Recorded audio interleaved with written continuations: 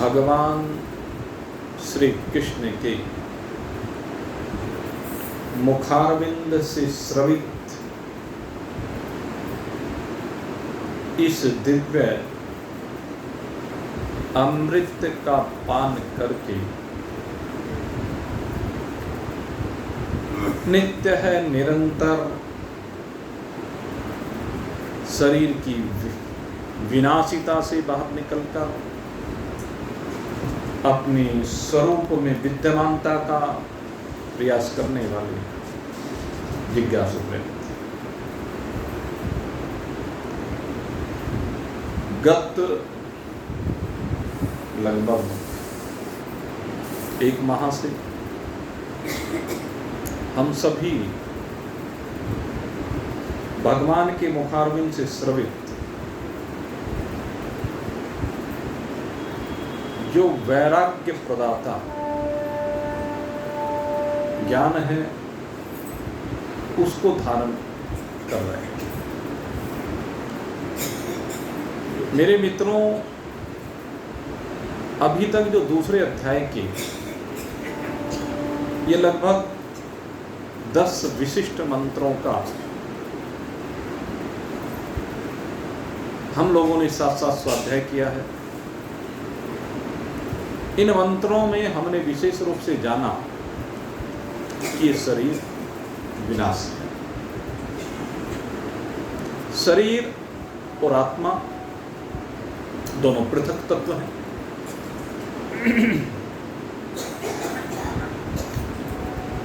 हम किसी भी प्रकार इस शरीर से चिपके हुए नहीं हैं और ना ही यह शरीर हमारे से चिपका हुआ। वास्तविकता यह है कि दोनों एक दूसरे से चिपके हुए नहीं, दोनों का स्वभाव बिल्कुल भिन्न है। न शरीर से आत्मा का कुछ बिगड़ता है, न आत्मा से शरीर का कुछ बिगड़ता है, क्योंकि शरीर प्रकृति के अधीन चलता है, आत्मा तो केवल आधार है। आत्मा तो अस्तित्व प्रदाता है। आत्मा कोई हस्तक्षेप नहीं करता इस शरीर में। शरीर कोई भी किसी का रहे या ना रहे, चले या ना चले, बदले या ना बदले, आत्मा को इन सब चीजों से कुछ लेना देना नहीं। आत्मा क्योंकि इन सब से बिल्कुल पृथक है और इसकी पृथकता को अनुभव करने के लिए आज मैं एक बहुत बढ़िया बात आपको बताने जा रहा हूं कि शरीर को आत्मा से पृथक हम कैसे अनुभव करें। आप अपने सर पर रोज बाल देखते हैं, रोज जिनको सजाते संवारते बड़े सुंदर लगते हैं। किसी भी व्यक्ति की शोभा का, उसके आकर्षण का ये बाल हमारे एक मुख्य अंग है। जब तक शरीर के साथ रहते हैं, शरीर से बिल्कुल एक रूप होकर के हमें लगता है कि रहते हैं, लेकिन जब नाई के यहाँ जाते हैं बाल कटवाने के लिए, बाल कटवा देते हैं तो बाल शरीर से बिल्कुल पृथक हो जाते हैं। और जब बाल कटवा करके नाई से आप कहें उसे नाई को, भाई जरा हमारे बाल इकट्ठे करके हमें दे दो, तो नाई पूछेगा क्या करोगे? कहने लगे भाई ये मेरा शरीर है। इसलिए आपका शरीर है, बस ये चिंतन करना। जो ये कहे कि ये मेरा शरीर है, उसको हम इसाम प्रचलन की भाषा में भी क्या कहेंगे?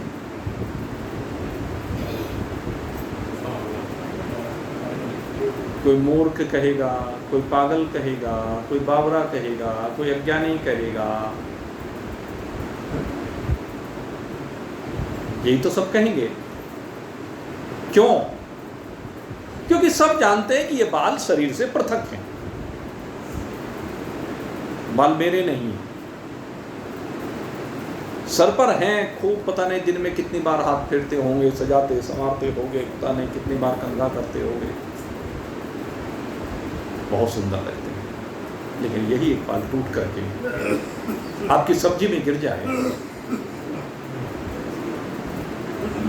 कैसा लगता है इसका टेस्ट?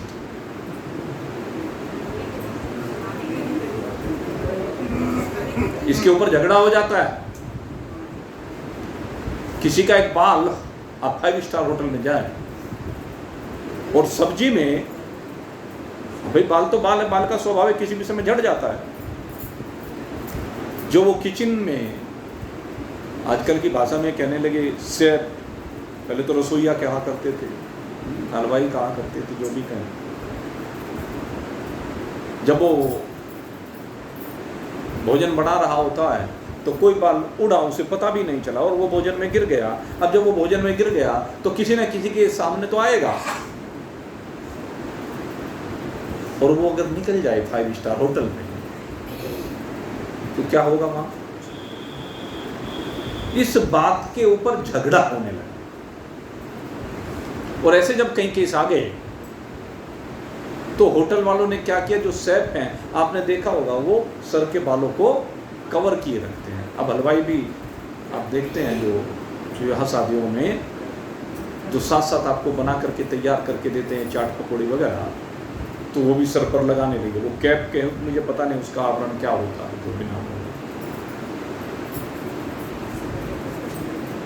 जिन बालों से आप इतना प्रेम करते हैं, जिन बालों से आपके शरीर की शोभा होती है, वही एक बाल आपके भोजन में आ जाए तो लड़ाई झगड़े हो जाते हैं।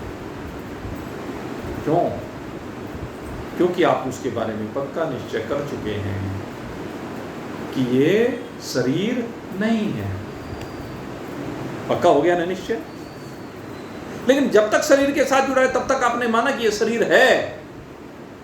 कटने के बाद आपने माना, टूटने के बाद आपने माना कि शरीर नहीं है।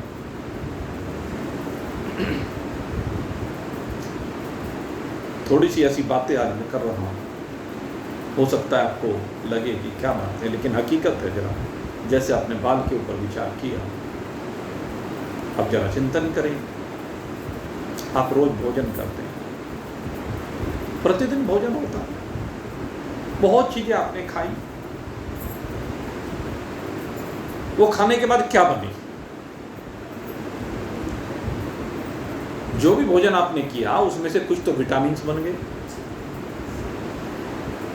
कुछ प्रोटीन में टूट गया, उसमें से कुछ ब्लड बन गया,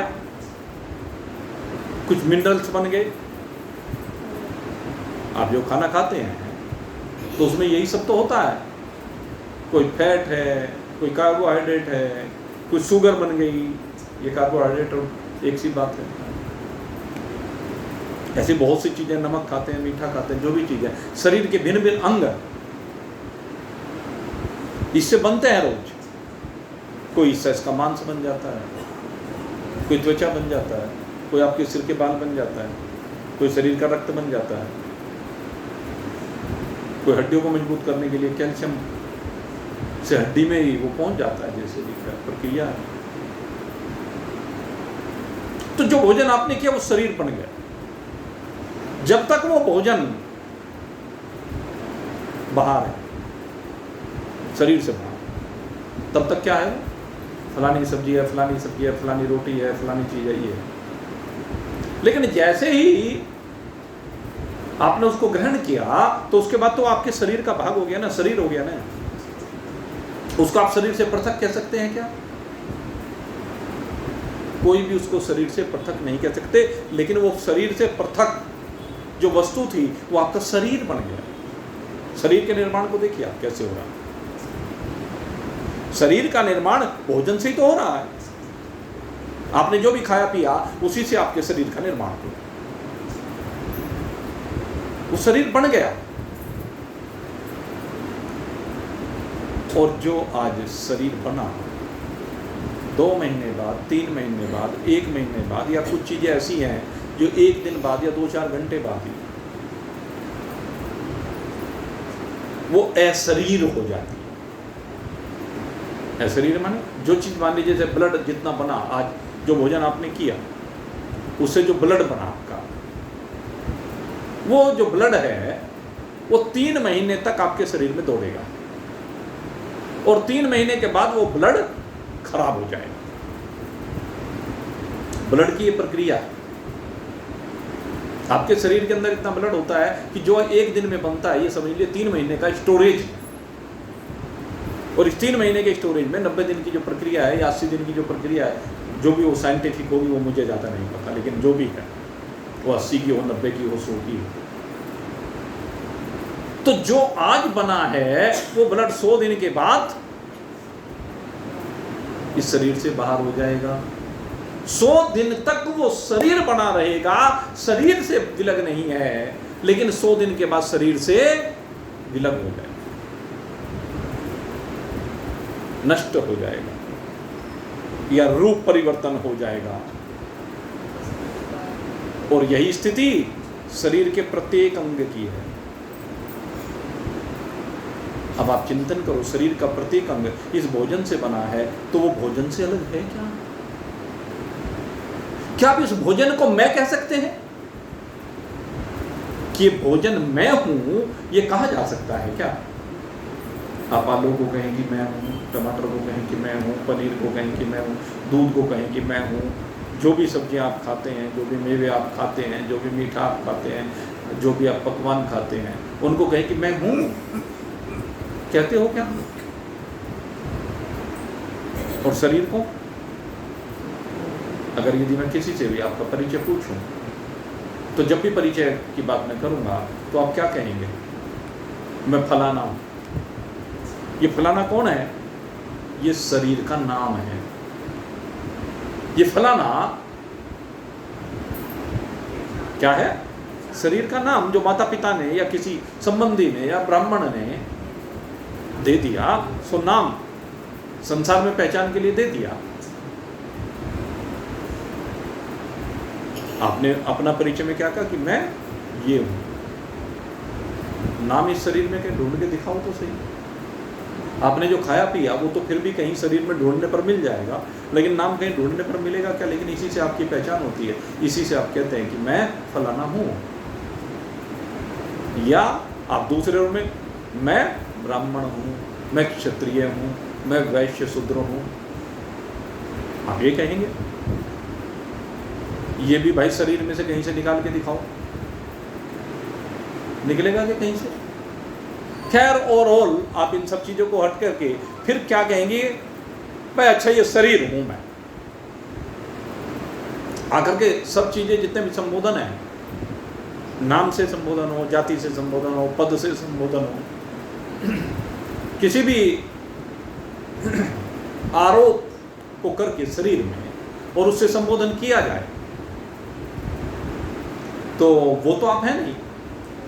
आखिर में बस सब शरीर मान लिया जाता है। सब कहते हैं कि मैं ये हूं, ये दिख रहा, हाड़ मांस का पुतला। इससे क्या सिद्ध होता है? आपने अपने में मैं की कल्पना इस शरीर को लेकर के की, लेकिन आज जो मैं बात आपको ये कह रहा हूं, शरीर तो जो आपने खाया पिया वो है, उसी से तो शरीर बना। गर्भ में एक बीज गया, उसका पालन पोषण माता ने जो खाया पिया उसके द्वारा हुआ। जैसे धरती में बीज बोया जाता है और धरती में बीज बोने के बाद उसका पालन पोषण एक किसान करता है, उसमें खाद डालता है, खाद माने भोजन, पानी डालता है, सूर्य से प्रकाश अपने आप मिल जाता है, भगवान ने वायु प्रदान कर ही रखी है, तो सब चीज उसको वैसे मिल जाती है। रहने के लिए, फैलने के लिए उसको आकाश मिल जाता है। ऐसे ही अगर देखा जाए तो क्या है उसमें? उसमें आकाश, वायु, अग्नि, जल, पृथ्वी के अतिरिक्त और है क्या? तो ठीक इसी प्रकार से इस शरीर में मुझे बता दीजिए भोजन के अलावा क्या है? इस शरीर की वास्तविकता है कि भोजन क्या तृप्त क्या है, आप ढूंढिए इसमें से।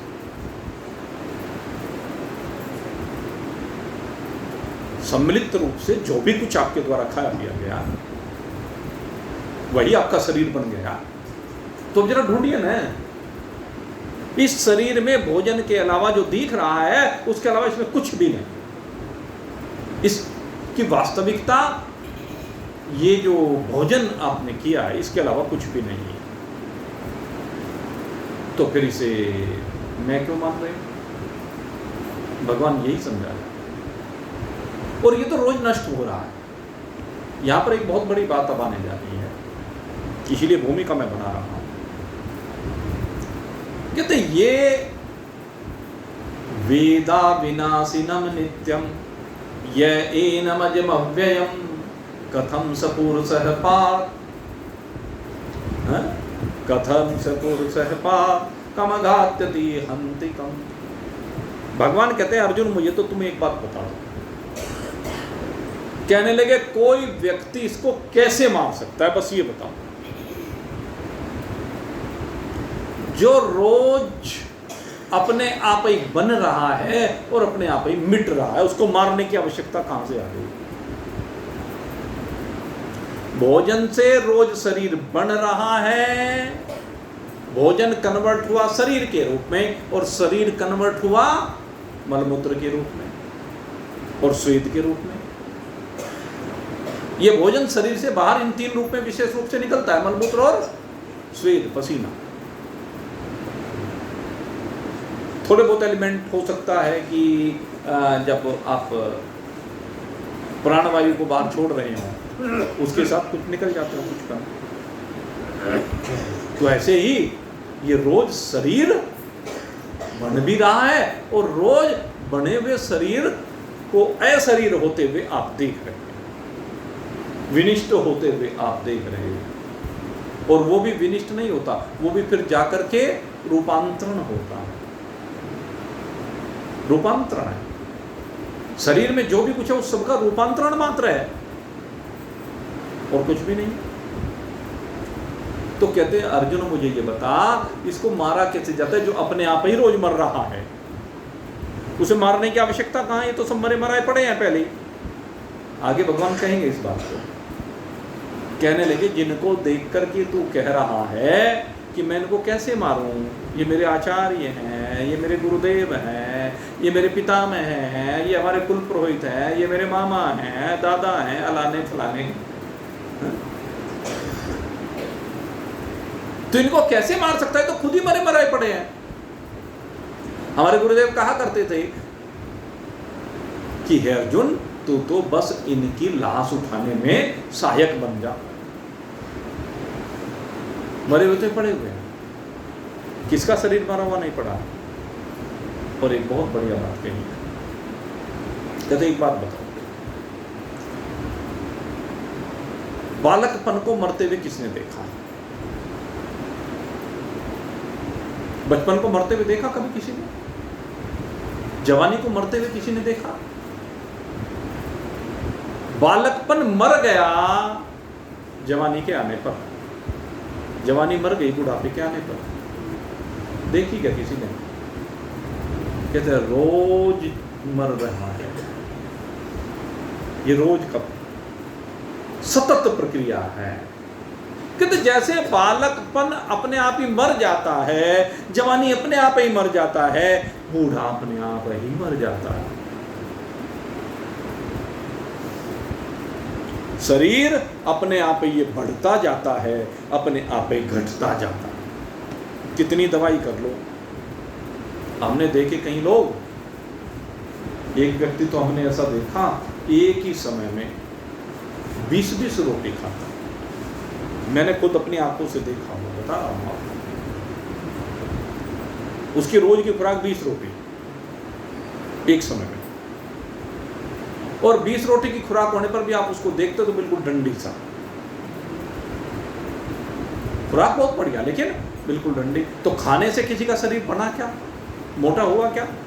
हम सोचते हैं कि ऐसा हो जाए ऐसा हो जाए। जो माएँ हैं वो अपने बच्चों को खिला के नहीं, पीछे लग रहा है, ठूस ठूस के खिलाओ खिलाओ खिलाओ। और जो मोटे हैं वो चाहते हैं, आजकल के जितने, किसी को भी देख लीजिए, निठल्ले लोग जो शरीर से कुछ नहीं करते, इस खोपड़ी से करते हैं, जबकि इन दोनों का सामंजस्य करना चाहिए। और यही कारण है इस भारत में जहां कोई मोटा आदमी देखने को नहीं मिलता था, तगड़ा तो मिलता था, बलवान तो मिलता था, मोटा नहीं मिलता था। वो जो तगड़ा आदमी होता था वो खूब भागता दौड़ता था, उठ बैठ करके खूब काम करता था, उसके घुटने खराब नहीं थे। लेकिन इस खोपड़ी ने इसको ऐसा आलसी बना दिया कि सब मोटे होते जा रहे हैं, और मोटे होने के चक्कर में क्या कर रहे हैं, खाना पीना छोड़ रहे हैं। लेकिन मुझे बता दो भाई, यहाँ सब प्रैक्टिकल कर रहे हो, तुम्हारे परिवार में बहुत लोग प्रैक्टिकल कर रहे हैं, रिश्तेदारियों में बहुत लोग प्रैक्टिकल कर रहे हैं, किसी का वजन घटा हो तो बता दो।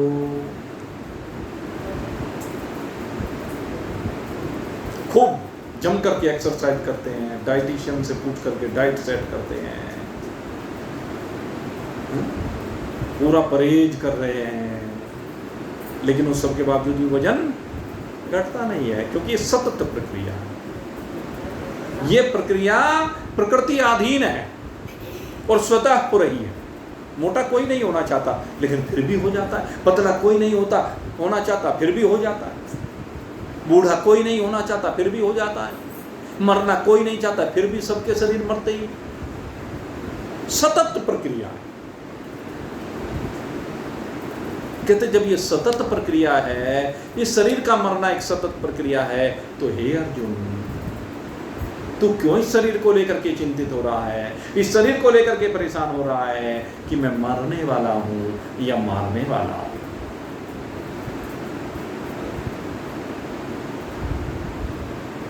न मरने वाला न मारने वाला, तो इन दोनों की सीमा से बाहर निकल। कथम सपुरुषः कम घातति हन्ति कम। कौन सा रास्ता है जिसके द्वारा इसको मारा जा सकता हो। अब इसी बात को अब गीता जी का वो मंत्र आपके सामने आने जा रहा है, जो प्रत्येक उपदेशक, दुनिया में जितने भी उपदेशक हैं, सनातन मत को मानने वाले हों या ना मानने वाले हों, कहीं ना कहीं अपने उद्बोधन में इसको निश्चित रूप से शामिल करें। जिनको श्लोक बोलने से परहेज है, वे उसको किसी कविता के रूप में सेट करके बोल लेंगे। कोई और तरह से डायलॉग जो भी सेट करना चाहे बोल लेंगे। लेकिन ये मंत्र ऐसा दिव्य मंत्र है जो इस शरीर की सही स्थिति को हमारे सामने रखता है। शरीर में बदलाव कैसे होता है, शरीर में परिवर्तन कैसे होता है, उसको हमारे सामने रखता है। वैसे तो मैं आपको बहुत बार अब इस जो हमारा विषय चल रहा है इसमें बहुत बार इसके विषय में बता चुका हूँ, लेकिन इसके बारे में जितना भी बोला जाए उतना ही कम। ये मंत्र इतना दिव्य है कि इसके बारे में जितना बोल दिया जाए उतना ही कम है। आइए एक बार मिलकर के इस मंत्र को हम जरा बोल करके देखें। वासांसि जीर्णानि यथा विहाय, वासांसि जीर्णानि यथा विहाय, नवानि गृह्णाति नरोपराणि, नवानि गृह्णाति नरोपराणि, तथा शरीराणि विहाय जीर्णानि, तथा शरीराणि विहाय जीर्णानि, धन्यानि संयाति नवानि ज्ञानि संयाति नमानि देहि। सीधा भाव तो सब जानते हैं कि भाई जैसे व्यक्ति जब वस्त्र पुराने हो जाते हैं तो पुरानों वस्त्रों को त्याग करके फिर उनकी जगह पर नए वस्त्र धारण करता है। इसके पूर्वार्ध में यही बात कही, वासांसि जीर्णानि यथा पिण्डानि नवानि गृह्णाति नरोपरम्। भाई कपड़े फट गए, पुराने हो गए, मैले हो गए, अब सुंदर नहीं लगते हैं। और जो रईसों के चोचले हैं भाई, एक ड्रेस एक बार पहननी, आगे पहनते नहीं, कि एक शादी में पहन करके चले गए, हजारों लाखों की ड्रेस बनवाते हैं और वो आगे पहनने नहीं है, क्योंकि ये तो मैंने पार्टी में पहन ली, ये तो देख ली सबने। शादी में बड़े कीमती लहंगे बनवाए जाते हैं, लाखों लाखों रुपए के लहंगे बनते हैं भाई, और फिर जिंदगी में दोबारा पहन के नहीं देखते और किसी को देखे भी नहीं देते। एक सबसे बड़ी बीमारी ये भी है, स्वयं फिर पहनते नहीं और किसी को देते भी नहीं। रखे रखे क्या हो जाता है, जीर्ण शीर्ण हो जाता है। मैं ये उदाहरण क्यों दे रहा हूं, आपको मैं बताना चाह रहा हूं कि रखे रखे स्वतः ही जीर्ण शीर्ण हो जाते हैं। ये बदलाव कैसे हुआ, अपने आप हुआ, आपने किया क्या? आप सोचिए, जो महिलाएं जिनकी शादी 30, 40, 50 साल पहले हुई, उस समय साड़ियां चला करती थी, उस समय लहंगे लाने कौन जानता था। तो जो साड़ियां आपके पास विवाह के समय ली होगी, एक आध बार पहनी होगी, फिर कभी हो सकता है किसी विवाह शादी में आज तक रखी होंगी। जो दशा उस समय थी उसकी दशा आज वही है क्या? एक पुस्तक जो 50 वर्ष ली गई, अब जैसे मेरे पास ये पुस्तक रखी हुई है, इसके पेज आप उठा करके देखें, ये जो पुस्तक रखी हुई है, ये इसका जो एडिशन है भाई बहुत पुराना एडिशन है। मेरे विचार से संवत 2064 का एडिशन है ये। अब कौन सा संवत चल रहा है? 79। तो कितने साल हो गए? 15।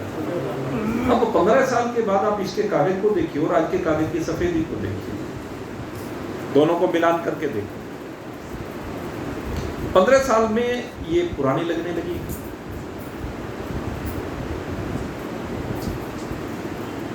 50 साल बाद इसके पन्ने कैसे हो जाएंगे? और 100 साल बाद आप एक अलमारी में रख दीजिए, अलमारी में रखे रखे पैक करके, जहां ना हवा जाए ना धूप जाए, वहां पर रख दीजिए और 100 साल बाद पुस्तक को निकाल करके देखिए, जो कि तो निकलनी चाहिए ना, अगर वो अविनाशी हो। अगर वो अविनाशी हो तो जो कि तो निकलनी चाहिए, लेकिन निकलती है क्या? आपकी साड़ी जो 50 साल पुरानी हो गई, क्योंकि हमारे यहाँ एक दो तो ऐसे भी होंगे जिनके विवाह को 50 साल हो गए होंगे, तो इसलिए मैं कह रहा हूँ 50 साल पुरानी साड़ी भी रखी हो सकती है, लेकिन उसकी हालत क्या हो, अपने आप भुरने लगते हैं कागज। 50 साल बाद रखे हुए कागज भुरने लगते हैं, क्योंकि वो जीर्ण शीर्ण हो जाते हैं। वासांसि जीर्णानि। केसर की लाइफ 7 साल है। कपूर की लाइफ को देखिए, कपूर निकाल करके रखिए, कितनी लाइफ है?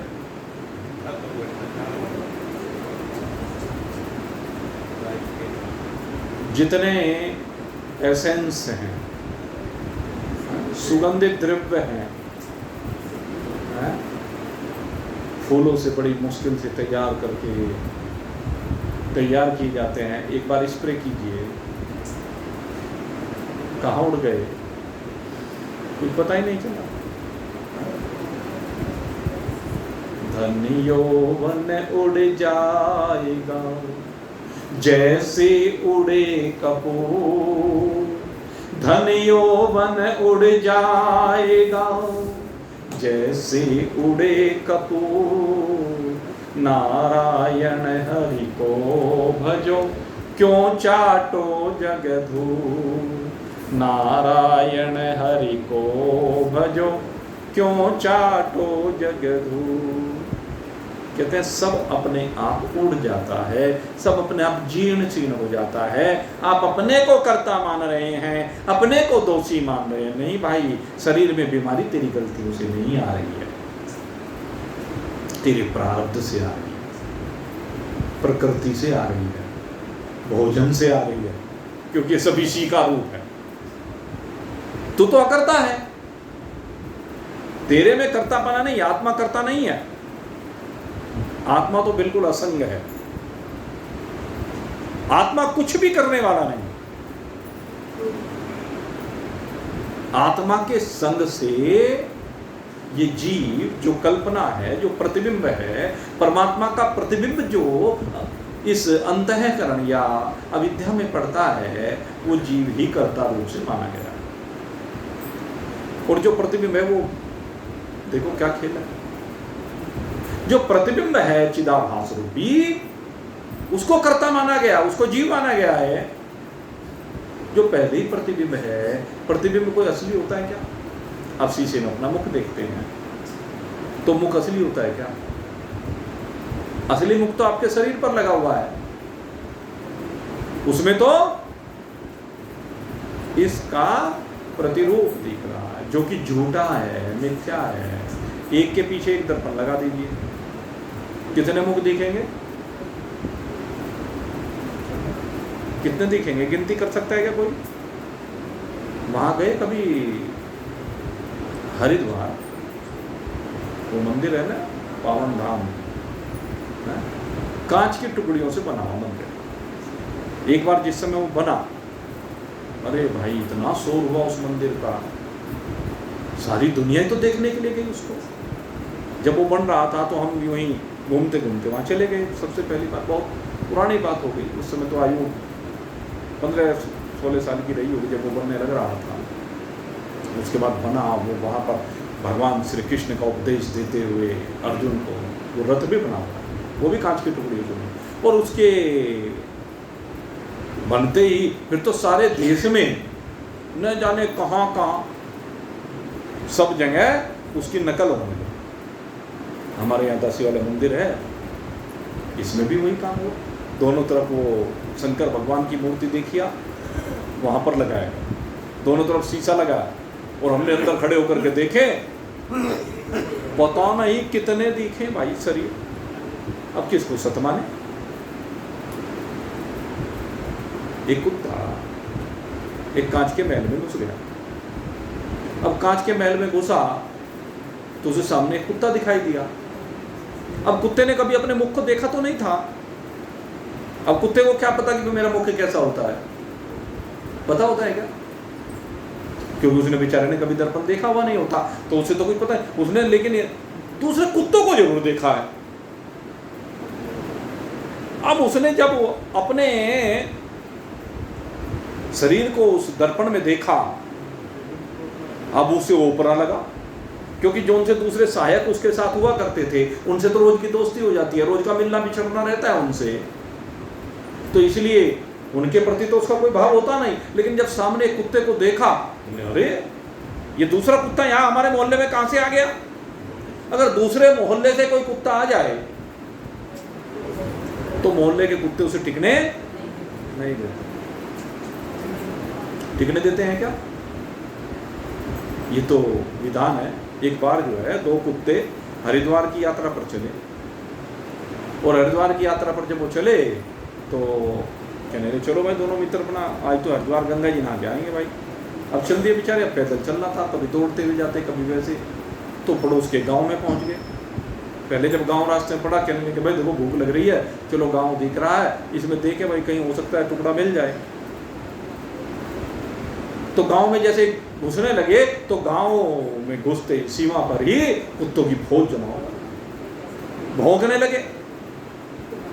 अब जब भौंकने लगे, उनका मतलब क्या था कि हमारे गांव में तुम्हारे आने की हिम्मत कैसे हुई, हमारे गांव में तुम प्रवेश नहीं कर सकते। सीधा दृष्टिकोण था, हमारे गांव में प्रवेश नहीं कर सकते थे। तो जो दो कुत्ते थे, दो में से एक तो वे भौंके तो वो भी भौंके, वो लड़ने लगा उनसे।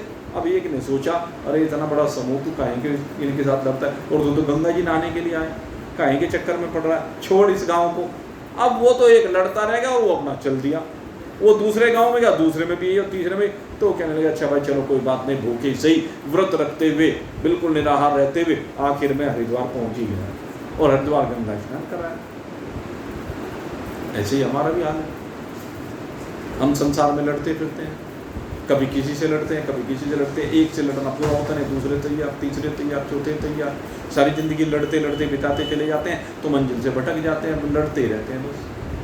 और जौन सा किसी से लड़ता भिड़ता नहीं है, कहने अच्छा भाई जयराम जी की तू लड़ना चाहता है, अच्छा भाई जयराम जी की हम लड़ने के लिए नहीं बैठे हैं यहाँ पर, तुम भले लड़ने के लिए आए लेकिन भाई हमें तो क्षमा करो, हम तो लड़ना नहीं चाहते। कहने मुझे तो लड़ना है। कहने भाई ऐसा मेरे से क्यों लड़ता है, किसी दूसरे से जाके टक्कर मार ले, ये भी तो हो सकता है ना, भाई मेरे से क्यों लड़ना चाहता है, मैं तो लड़ना नहीं चाहता तेरे से। कहने मैं तुझे परास्त करना चाहता हूँ। कहने ले हाथ धोवा, मैंने तेरे से हार मान ली, बिना लड़े मैं तेरे से हार गया। कहने मान ली हार, कहने मैं बड़ा, हाँ भाई तू बड़ा, बन ले तू ही बड़े बाप का, बड़ा बाप के बन के तो अजर हमारा विनाशी हो जाएगा क्या हो जाएगा। खूब प्रचार कर जा करके मैंने फलाने को जीत लिया, मैंने फलाने को जीत लिया। नारद मुनि इसी बीमारी से तो पीड़ित थे, मैंने कामदेव को जीत लिया, मैंने कामदेव को जीत लिया, मैंने कामदेव को जीत लिया। अरे तूने कामदेव को नहीं जीता, वो जगह थी जहां पर कामदेव को भस्म करने के लिए बैठे थे भगवान शंकर। वो ऐसी दिव्य सुरम्य स्थल था जहां पर भगवान ने साप दिया हुआ था, वहां पर काम का प्रभाव नहीं हो सकता था। उस जगह पर तू बैठा, कामदेव आया तो तेरे ऊपर प्रभाव नहीं हुआ। बात तो भगवान की थी महिमा, और तूने अपनी महिमा समझ ली। लेकिन वो तो माया है ना, माया का प्रभाव, कि अब तो सारी जगत में ढिंडोरा पीटूंगा, मैंने कामदेव को जीत लिया। तूने कहाँ जीत लिया, जब तेरे अंदर काम बैठा हुआ तो तूने काम को कहाँ जीत लिया। संत का काम है राम की चर्चा करना, और तू काम की चर्चा कर रहा। सारों ने यही समझा, अरे तू संत है, संत को राम चर्चा करनी चाहिए, तू काम चर्चा करने के लिए। शंकर भगवान के पास गया तो शंकर भगवान ने समझा दिया सबसे पहले, भाई कोई बात नहीं, चल मुझे तो बता दिया लेकिन और किसी को मत बता। इतना बड़ा काम कर लिया, अपने पिताजी को ना बताऊं। अच्छा भाई बहुत बड़ा तीर मार दिया, जब बताया पिताजी को। अब पिताजी के पास गया, पिताजी ने समझ लिया, बोले बेटा समझ जा, तूने शंकर भगवान को कह दिया, वो तो बेचारे भोले भाले हैं, कुछ नहीं हुआ। तूने मुझे भी आगे बता दिया, चल मैं तो तेरा पिता हूं, तेरी गलती को क्षमा कर दूंगा, तू इस अहंकार को मत पाल, तू इस अभिमान से संयुक्त मत हो। पिता ने बहुत समझाने का प्रयास किया। माता पिता सबके समझाते हैं, कोई माता पिता ऐसा नहीं जो अपने बच्चों को ना समझाना चाहते हो। जो बात उनको गलत लगती है उसको समझाते हैं, भले वो समझे या ना समझे, वो उनकी बात है। क्योंकि माता पिता की बात को जब जवानी आ जाती है तो सबकी अपनी समझ डेवलप हो जाती है, और वो समझ के डेवलप होने पर वो ये मानता है कि मैं बहुत बड़ा ज्ञानी हूँ, तो उनके अनुभवों को तवज्जो नहीं देता है, और उसका परिणाम उसको भुगतना पड़ता है। आप कभी भी देखेंगे जो बड़ों के अनुभव है, जो शिक्षकों के अनुभव है, माता पिता के अनुभव है, महान पुरुषों के अनुभव है, जो उनसे लाभ उठा लेता, बिना कहे उनकी बात मान लेता, उनका सम्मान करता है, बिना कहे उनकी हर बात को तवज्जो देने वाला, वही महान पुरुष बनता है। अरे जो दूसरे ने करके देख लिया और हमें बता दिया तो उसको मान लो, तो उसका लाभ फ्री में मिल रहा है ना, और तू करेगा कितने साल उसमें खपाएगा। एक व्यक्ति ने वो बड़ी तपस्या की, बड़ी मेहनत की, बड़ा योग में डूबा और आया महाराज जी के पास। बोले महाराज जी सिद्धि प्राप्त हो गई। कहने लगे अच्छा क्या सिद्धि प्राप्त की? कहने लगे जी बस क्या बताऊं, 30 साल लग गए, बड़ी मेहनत की। अरे सिद्धि बता तूने क्या प्राप्त की? कहने लगे जी मैं पैर पानी के ऊपर चलना सीख गया। कहले पानी के ऊपर चलने की सिद्धि प्राप्त करने के लिए तूने 30 साल लगा दिए? कि यहाँ 30 साल लगे, पूरी बड़ी मेहनत करनी पड़ी, बहुत प्रयास करना पड़ा, पता नहीं कैसे कैसे उपासना करनी पड़ी, कैसा कैसा तप करना पड़ा, तब जाकर के कहीं देवता प्रसन्न हुए और तब जाकर के सिद्धि मिली। कहने रहे मूर्ख, 2 पैसे की सिद्धि, उसके लिए 30 साल जीवन के यूं ही खराब कर दिए। 2 पैसे नाव वाले को दो और नदी पार कर जाओ। होगा क्या तेरी इस सिद्धि का? इस सिद्धि से लाभ क्या हुआ तेरा? समाज को क्या फायदा हुआ तेरी इस सिद्धि से? और तुझे क्या फायदा हुआ 2 पैसे का? 2 पैसे में नाव में आर पार चले जाते हैं, उस समय मंदा जमाना था। तो 30 साल तूने जीवन के यूं ही व्यर्थ गंवा दिए। कोई बात नहीं, गंवा दिए, अब बैठ। महाराज जी ने कहा बैठ। कि जी मेरे से तो बैठा नहीं जाता, बहुत बैठ गया 30 साल तक। कहने लगे सुन ले, कि सुना नहीं जाता, अब तो बस सुनाने का जी करता। कह ले जा सुना ले, थोड़ी सी जरा बकवास करके जब तेरा पेट भर जाए तब फिर आ जाए। तो जिसको भटकना है वो तो भटकेगा, लेकिन जिसको पाना है वो लगा रहे, वो उन उपदेशों का फायदा उठाएगा। महान पुरुषों के उपदेश तो हैं। और भाई देखो, हम तो कहते हैं, हम तो हमारे गुरुजी ने जीवन भर जो तपस्या की, जो साधनाएं की, जन्म जन्मांतर तक, एक जन्म की साधना नहीं, 3 जन्म से तो स्वामी विशुद्धानंद जी ही रहे। नाम भी देखो संयोग ऐसा रहा हमारे महाराज जी का कि 3 जन्म तक उनका नाम भी विशुद्धानंद।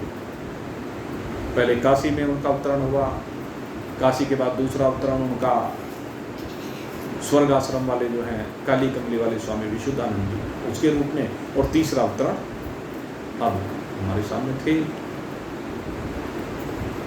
तो उनके जो अनुभव उन्होंने जीवन में हमारे साथ शेयर किए, भगवान की मैं तो उसको सबसे बड़ी कृपा मानता हूँ।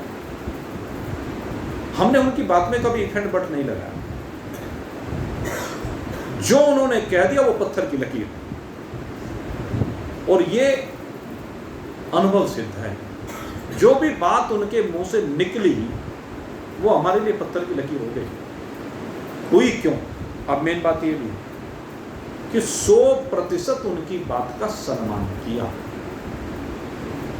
उसमें ये नहीं कि आपने ये क्या कह दिया, अरे भाई जो उन्होंने कह दिया वो कह दिया। और जहां अश्रद्धा होती है, अविश्वास होता है,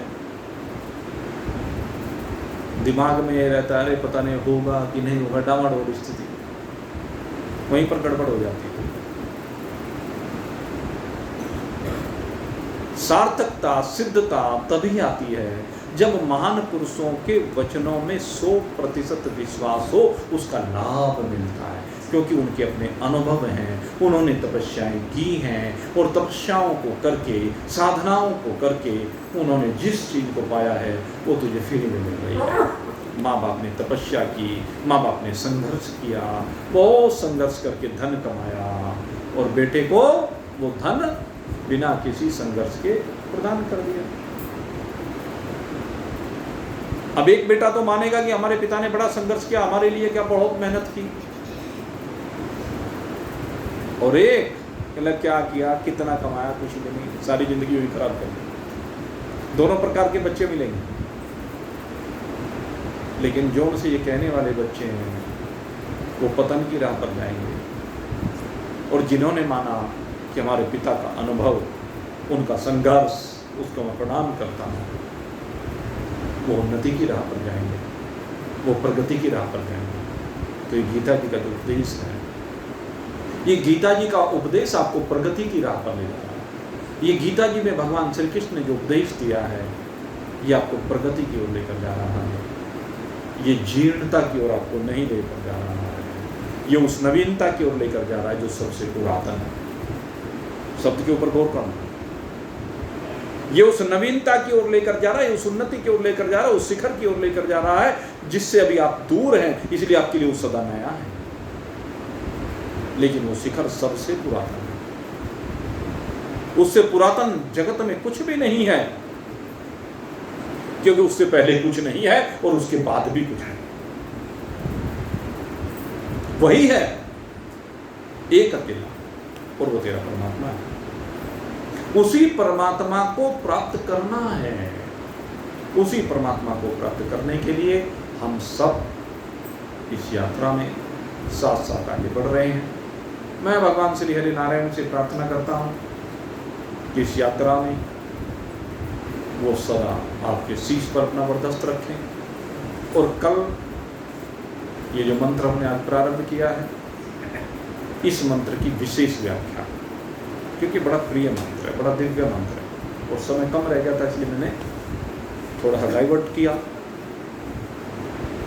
कल इस मंत्र की विशेष रूप से आपके सामने व्याख्या करेंगे। और आगे जो है ये हमारे 4 मंत्र हैं जो सबसे महत्वपूर्ण अब ये मंत्र मैं मानता हूँ, जो आत्मज्ञान के लिए सबसे श्रेष्ठ मंत्र माने गए हैं 4। वैसे तो ये 15 मंत्र जो हम बोल रहे हैं नित्य, ये 15 मंत्र गीता का भी सार है। जैसे वेदों का सार उपनिषद निकाला, उपनिषदों का सार गीता जी निकाला, ऐसे गीता जी का सार ये 15 मंत्र हैं। और इन 15 मंत्रों का सार भी ये जो 5 मंत्र चल रहे हैं, जिनका कल से प्रारंभ होने जा रहा है, एक तरह से 4 मंत्र बनती, ये चारों मंत्र बस सीधा सीधा अमृत है। वो कहते हैं कोहिनूर हीरा, उससे भी ऊपर जो कहा जाए सबसे श्रेष्ठ से श्रेष्ठ मान ये है। और इन चारों को आप लोग श्रद्धा के साथ प्राप्त करें। और इन चारों की व्याख्या भाई आपको पता है, ये यूट्यूब पर भी हम डाल ही देते हैं, तो यूट्यूब पर भी आप लोग उसको सुन सकते हैं और सुनवा भी सकते हैं जिसको चाहें। कुछ लोगों की शिकायत रहती है कि जी वो क्योंकि वो उस पर फेसबुक पे और उस पर क्या नाम व्हाट्सएप पे मेरा कभी याद रहता है तो डाल देता हूँ, कभी नहीं याद रहता तो नहीं डालता हूँ, तो यूट्यूब पे तो भाई डाल ही देता हूँ। इसलिए वहाँ देख लिया करें। और जिसको देखना ना आता हो वो आके वह अपना मोबाइल दिखा देना, मैं बता दूँगा, ठीक है। लेकिन इसको बार बार सुनने से ही बात करें। बार बार जब एक प्रवचन को आप एक बार सुन करके काम नहीं चलता, भूल जाते हैं। कई बार आप सुनिए तो तब जा करके ये पक्का हो जाता है। आप सबके लिए बहुत बहुत शुभकामना करते हुए हम यहीं पर वाणी को विश्राम। बोलिए सच्चिदानंद भगवान की।